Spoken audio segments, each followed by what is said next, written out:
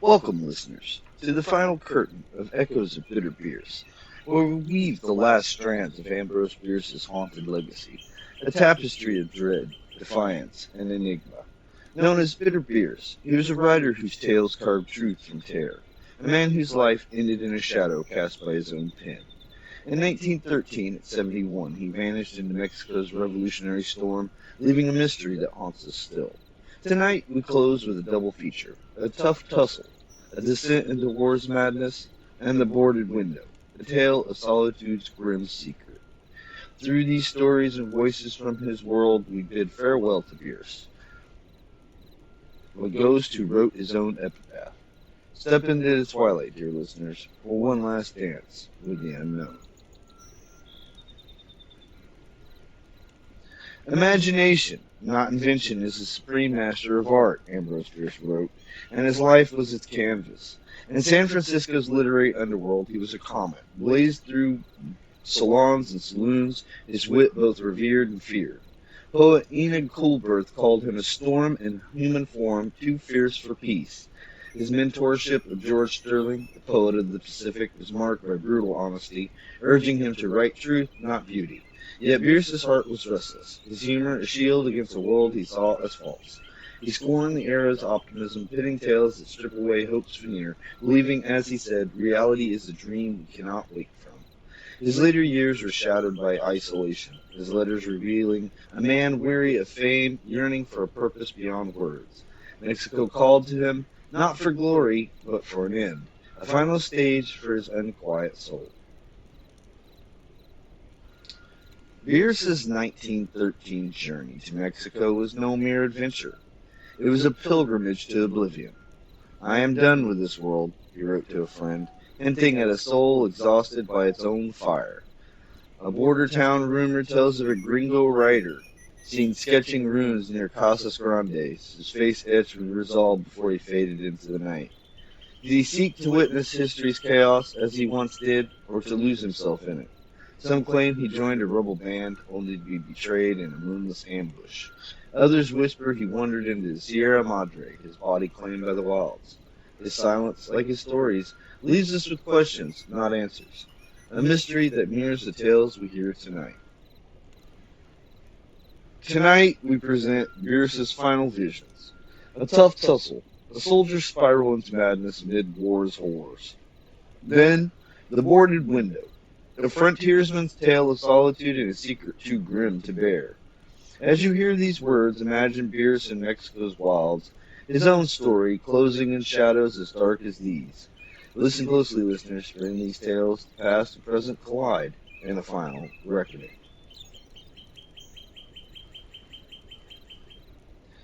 One night in the autumn of 1861, a man sat alone in the heart of a forest in western Virginia. The region was one of the wildest on the continent, the cheap mountain country. There was no lack of people close at hand, however. Within a mile of where the man sat was now the silent camp of a whole federal brigade. Somewhere about, it might still be nearer, was the force of the enemy, the numbers unknown.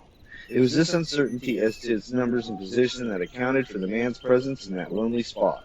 He was a young officer at a federal infantry regiment, and his business there was to guard his sleeping comrades in the camp against a surprise. He was in command of a detachment of men constituting a picket guard.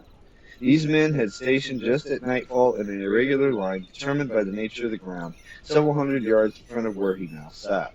The line ran through the forest, among the rocks and laurel thickets, and men 15 or 20 paces apart, all in concealment and under injunction of strict silence and unremitted vigilance. In 4 hours, if nothing occurred, they would be relieved by a fresh detachment from the reserve now resting in care of its captain, some distance away to the left and rear. Before stationing his men, the young officer whom we are writing had pointed out to his two sergeants the spot at which he would be found if it should be necessary to consult him, or if his presence at the front line should be required. It is a quiet enough spot, the fork of an old wood road, on two branches of which prolonged themselves deviously forward in the dim moonlight. The sergeants were themselves stationed a few paces in the rear of the line. If driven sharply back by a sudden onset of the enemy, and pickets are not expected to make a stand after firing, the men would come into converging roads and naturally follow them to their point of intersection could be rallied and formed. In his small way, the author of these dispositions was something of a strategist. If Napoleon had planned as intelligently at Waterloo as he would have won that memorable battle and been overthrown later. Second Lieutenant Brainerd Byring was a brave and efficient officer, young and comparatively inexperienced as he was in the business of killing his fellow men. He had enlisted in the very first days of the war as a private with no military knowledge whatever, had been made first sergeant of his company on account of his education and engaging manner, and had been lucky enough to lose his captain by a Confederate bullet. In the resulting promotion, he had gained a commission. He had been in several engagements, such as they were at Philippi, Rich Mountains, Carrick's Ford, and Greenbrier, and had borne himself with such gallantry as to not extract the attention of his superior officers. The exhilaration of battle was agreeable to him, and the sight of the dead with their clay faces, blank eyes, and stiff bodies, which when not unnaturally shrunken or unnaturally swollen, had always intolerably affected him. He felt towards them a kind of reasonless antipathy that had been something more than the physical and spiritual repugnance common to us all. Doubtless this feeling was due to his unusually acute sensibilities, his keen sense of the beautiful, which these hideous things outraged. Whatever may have been the cause, he could not look upon a dead body without a loathing which had in it an element of resentment. What others had respected as the dignity of death had to him no existence, was altogether unthinkable. Death was a thing to be hated. It was not picturesque, it had no tender and solemn side, a dismal thing, hideous in all its manifestations and suggestions. Lieutenant Byring was a braver man than anybody knew, for nobody knew his horror of that which he had already to incur, which he was ever ready to incur. Having posted his men, instructed his sergeants, and retired to his station, he seated himself on a log, and with senses all alert began his vigil. For greater ease, he loosened his sword belt and took his heavy revolver from his holster, laid it on the log beside him. He felt very comfortable, though he hardly gave the fact a thought, so intently did he listen for any sound from the front which might have had menacing significance. A shout, a shot, or the footfall of one of the sergeants coming to apprise him of something worth knowing. From the vast invisible ocean of moonlight overhead fell, here and there, a slender broken stream that seemed to plash against the intercepting branches and trickle to earth, forming small white pools among the clumps of laurel. But these leaks were few and served only to accentuate the blackness of his environment, which his imagination found it easy to people with all manners of unfamiliar shapes, menacing, uncanny, or merely grotesque. He, to whom the portent of conspiracy, of night and solitude and silence in the heart of a great forest is not an unknown experience, needs not to be told what another world it all is. How even the most commonplace and familiar objects take on another character. The trees group themselves differently, they draw closer together as if in fear. The very silence has another quality than the silence of the day, and it is full of half-heard whispers, whispers that startle, ghosts of sounds long dead. There are living sounds, too, such as never heard under other conditions, notes of strange night birds, the cries of small animals in sudden encounters with stealthy foes or in their dreams, a rustling in the dead leaves, maybe the leap of a wood rat, maybe a footfall of a panther. What caused the breaking of that twig? What the low, alarmed twittering in that bush full of birds? There are sounds without a name, forms without substance, translations in space objects which have not been seen to move, movements wherein nothing is observed to change its place. Ah, children of the sunlight and the gaslight, how little you know of the world in which you live. Surrounded at a little distance by armed and watchful friends, Byring felt utterly alone. Yielding himself to the solemn and mysterious spirit of the time and place, he had forgotten the nature of his connection with the visible and audible aspects and faces of the night. The forest was boundless. Men and the habitations of men did not exist. The universe was one primeval mystery of darkness, without form and void, himself the sole dumb questioner of its eternal secret. Absorbed in thoughts born of this mood, he suffered the time to slip away unnoted. Meantime, the infrequent patches of white light lying among the tree trunks had undergone changes of size, form, and place. In one of them nearby, just at the roadside, his eye fell upon an object that he had not previously observed. It was almost before his face as he sat. He could have sworn that it had not been there before. It was partially covered in shadow, but he could see that it was a human figure. Instinctively, he adjusted the clasp of his sword belt and laid hold of his pistol. Again, he was in the world of war, by occupation an assassin. The figure did not move. Rising, pistol in hand, he approached. The figure lay upon its back, its upper part in shadow, but standing above it and looking down upon the face, he saw that it was a dead body. He shuddered and turned from it with a feeling of sickness and disgust, resumed his seat upon the log, and forgetting military prudence, struck a match and lit a cigar. In the sudden blackness that followed the extinction of the flame, he felt a sense of relief. He could no longer see the object of his aversion. Nevertheless, he kept his eyes set in that direction until it appeared again with growing distinction. It seemed to have moved a trifle nearer. "Damn the thing!" he muttered. "What does it want?" It did not appear to be in need of anything but a soul. Byron turned his eyes and began humming a tune, but he broke off in the middle of a bar and looked at the dead body. Its presence annoyed him, though he could hardly have had a quieter neighbor. He was conscious, too, of a vague, indefinable feeling that was new to him. It was not fear, but rather a sense of the supernatural, in which he did not at all believe. "I have inherited it," he said to himself. "I suppose it will require 1,000 ages, perhaps 10,000, for humanity to outgrow this feeling. Where and when did it originate? Way back, probably, in what is called the cradle of the human race, the plains of Central Asia. What we inherit as a superstition, our barbarous ancestors must have held as reasonable conviction. Doubtless they believe themselves justified by facts whose nature we cannot even conjecture in thinking a dead body, a malign thing endowed with some strange power of mischief, with perhaps a will and purpose to exert it. Possibly they have some awful form of religion, of which that was one of the chief doctrines, sedulously taught by the priesthood as arts teach the immortality of the soul. As the Aryans moved slowly on, to and through the Caucasus passes, and spread over Europe, new conditions of life must have resulted in the formation of new religions.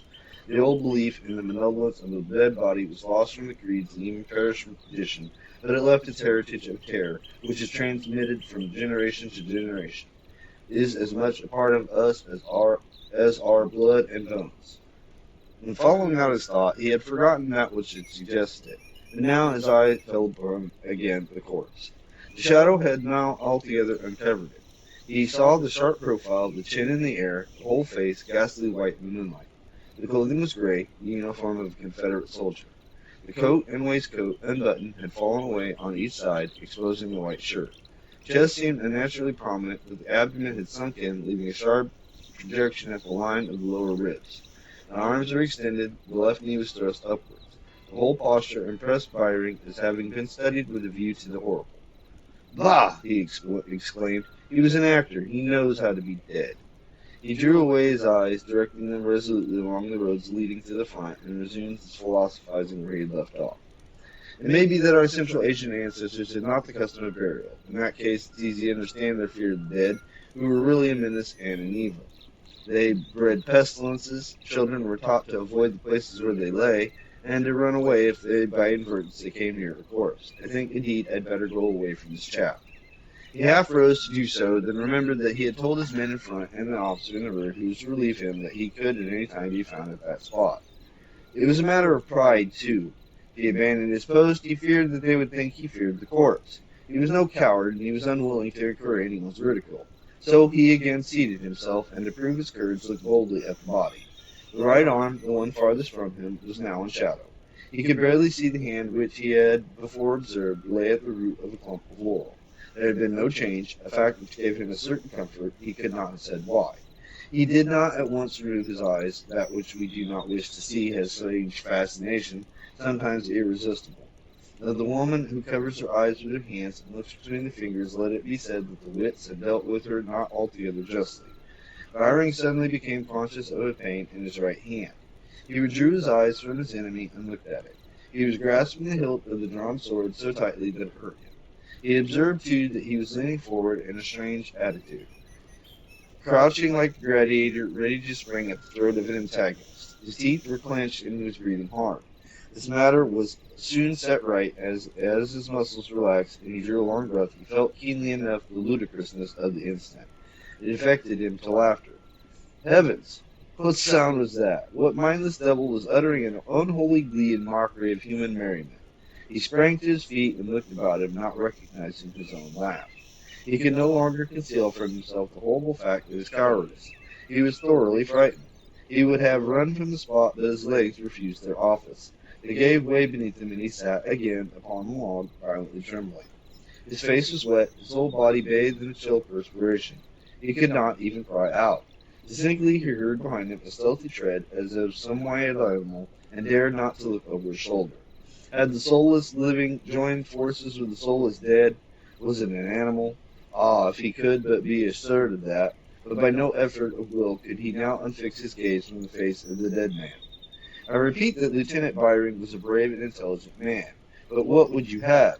Shall a man cope single-handed with so monstrous an alliance as that of night and solitude and silence and the dead, while an incalculable host of his own ancestors shriek into the ear of his spirit their coward counsel, sing their doleful death songs in his heart, and disarm his very blood of all its iron? The odds are too great. Courage was not made for so rough use as that. One sole conviction now had the man in possession, that the body had moved.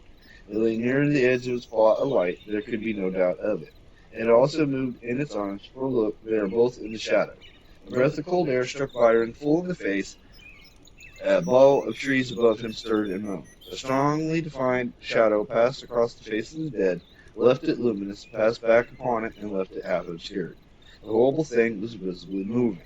At that moment a single shot rang out among the picket line, a lonelier and louder, though more distant shot than ever had been heard by mortal ear.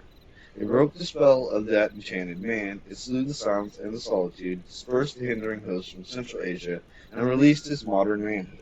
With a cry like that, as some great bird pounced upon his prey, he sprang forward, hot-hearted for action. Shot after shot now came from the front. There were shoutings and confusion, hoofbeats and desultory cheers. Away to the rear in the sleeping camp were singing of bugles and grumble of drums.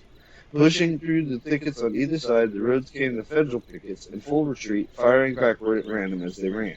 The straggling group that had followed back one of the roads as instructed suddenly sprang away into the bushes as 100 horsemen thundered by them, striking wildly with their sabers as they passed. At headlong speed, these mounted madmen shot past the spot where Byring had sat and vanished around an angle of the road, shouting and firing their pistols. A moment later, there was a roar of musketry, and followed by dropping shots, they had encountered the reserve guard line, and back they came in dire confusion, with here and there an empty saddle, and many a maddening horse, bullet-stung, snorting, and plunging with pain. It was all over, an affair of outposts. The line was re-established with fresh men, the roll called, the stragglers were reformed. The Federal commander was with a part of his staff, imperfectly clad, appeared upon the scene, asked a few questions, looked exceedingly wise and retired. After standing at arms for an hour, the brigade encamped, swore a prayer or two, and went to bed. Early the next morning, a fatigue party, commanded by a captain and accompanied by a surgeon, searched the ground for dead and wounded. At the fork of the road, a little to one side, they found two bodies, lying close together, that of a Federal officer and that of a Confederate private. The officer had died of a sword thrust through his heart, but not apparently until he had inflicted upon his enemy no fewer than 5 dreadful wounds. The dead officer lay on his face in a pool of blood, the weapon still in his breast. They turned him on his back, and the surgeon removed it. "Gad," said the captain, "it's Byring," adding, with a glance at the other, "they had a tough tussle." The surgeon was examining the sword. It was that of a line officer of Federal infantry, exactly like the one worn by the captain. It was, in fact, Byring's own. The only other weapon discovered was an undischarged revolver in the dead officer's belt. The surgeon laid down the sword and approached the other body. It was frightfully gashed and stabbed, but there was no blood. He took hold of the left foot and tried to straighten the leg. In the effort, the body was displaced. The dead did not wish to be moved. It protested with a faint, sickening odor. Where it had lain were a few maggots, manifesting an imbecile activity. The surgeon looked at the captain. The captain looked at the surgeon.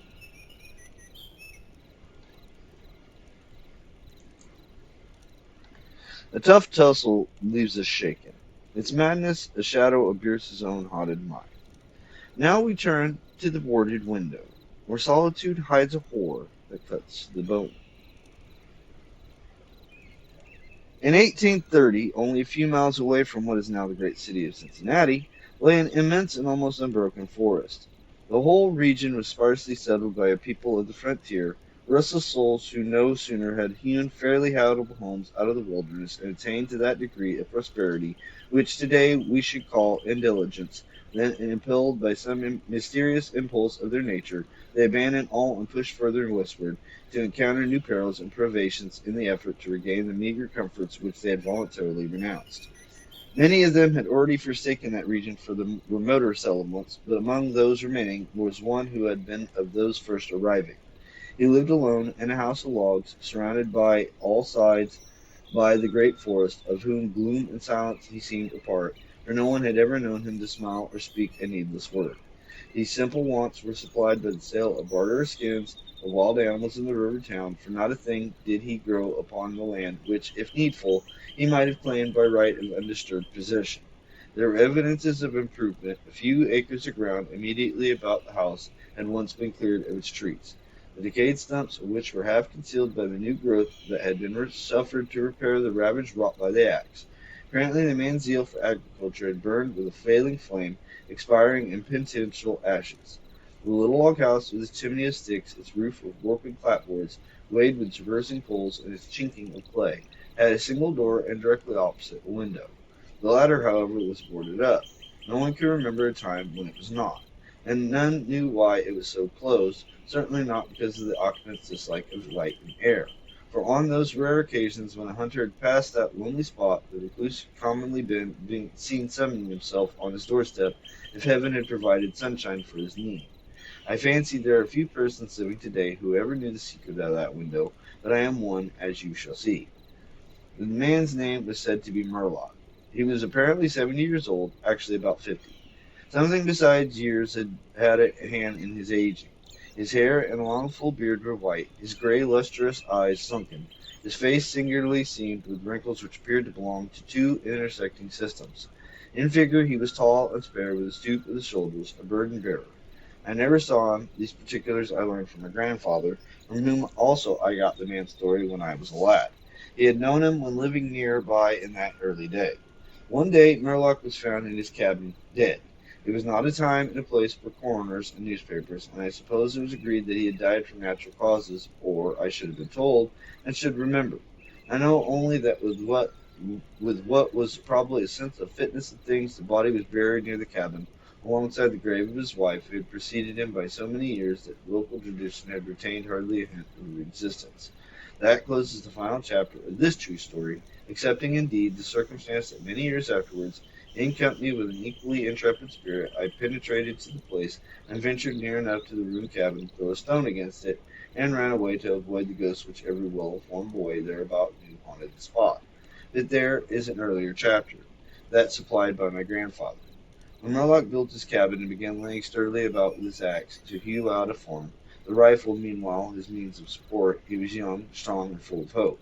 In that eastern country whence he came, had married, as was the fashion, a young woman in all ways worthy of his honest devotion, who shared the dangers and privations of his lot with a willing spirit and light heart. There is no known record of her name, and of her charms of mind and person tradition is silent, and the doubter is at liberty to entertain his doubt, but God forbid that I should share it. Of their affection and happiness there is abundant assurance in every added day of the man's widowed life. For what but the magnetism of blessed memory could have chained that venturesome spirit to a lot like that? One day Murlock returned from gunning in a distant part of the forest to find his wife prostrate with fever and delirious. There was no physician within miles, no neighbor, nor was she in condition to be left to summon help. So he set about the task of nursing her back to health, but at the end of the third day she fell into unconsciousness and so passed away, apparently with never a gleam of returning season. From what we know of a nature like his, we may venture to sketch in some of the details of the outline picture drawn by my grandfather. When convinced that she was dead, Murlock had sense enough to remember that the dead must be prepared for burial. In performance of the sacred duty, he blundered now and again, did certain things incorrectly, and others which he did correctly were done over and over. His occasional failures to accomplish some simple and ordinary act filled him with astonishment, like that of a drunken man who wonders at the suspension of familiar natural laws. He was surprised, too, that he did not weep, surprised and a little ashamed. Surely it is unkind not to weep for the dead. Tomorrow, he said aloud, I shall have to make a coffin and dig a grave. Then I shall miss her when she is no longer in sight. But now she is dead. Of course, but it is all right. It must be all right, somehow. Things cannot be so bad as they seem.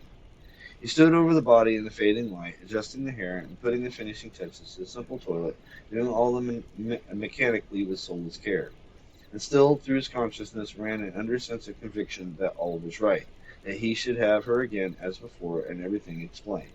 He had no experience in grief, his capacity had not been enlarged by use. His heart could not contain it all, nor his imagination rightly conceive it. He had not known he was so hard struck that knowledge would come later and never go. Grief is an artist of powers as various as the instruments upon which he plays his dirges for the dead, evoking from some the sharpest, shrillest notes, from others the low, grave chords that throb recurrence like the slow beating of a distant drum. Some natures it startles, some it stupefies. To one it comes like the stroke of an arrow, stinging all the sensibilities to a keener life, to another as the blow of a bludgeon, which is crushing benumbs.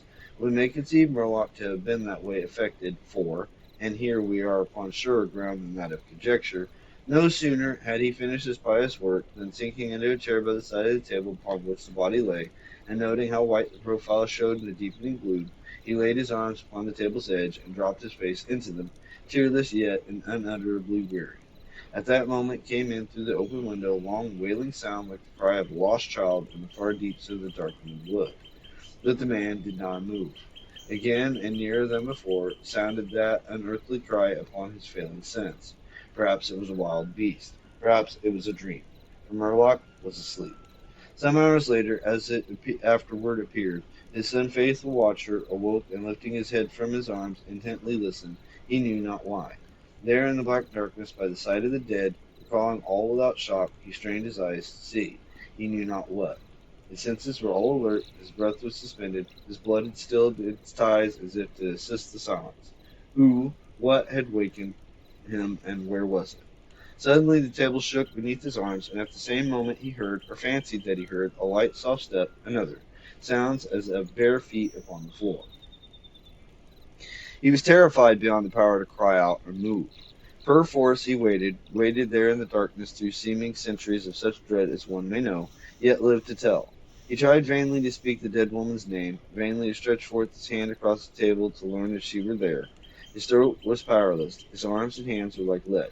Then occurred something most frightful. Some heavy body seemed hurled against the table with an impetus that pushed it against his breast so sharply as near to overthrow him, and at the same instant he heard and felt the fall of something upon the floor with so violent a thump that the whole house was shaken by the impact. A scuffling ensued, and a confusion of sounds impossible to describe. Murlock had risen to his feet. Fear had been excess forfeited control of his faculties. He flung his hands upon the table. Nothing was there. There is a point at which terror may turn to madness, and madness incites action. With no definite intent, from no motive but the wayward impulse of a madman, Murlock sprang to the wall, a little groping, seized his loaded rifle, and without aim discharged it. By the flash which lit up the room with a vivid illumination, he saw an enormous panther dragging the dead woman toward the window, its teeth fixed in her throat. Then there were darkness blacker than before, and silence. When he returned to consciousness, the sun was high, and the wood vocal with songs of birds. The body lay near the window, where the beast had left it when frightened away by the flash and report of the rifle. The clothing was deranged, long hair disorder, the limbs lay anyhow. From the throat, dreadfully lacerated, the issue of pooled blood not entirely coagulated. The ribbon with which bound the wrist was broken. The hands were tightly clenched. Beneath the teeth was a fragment of the animal's ear.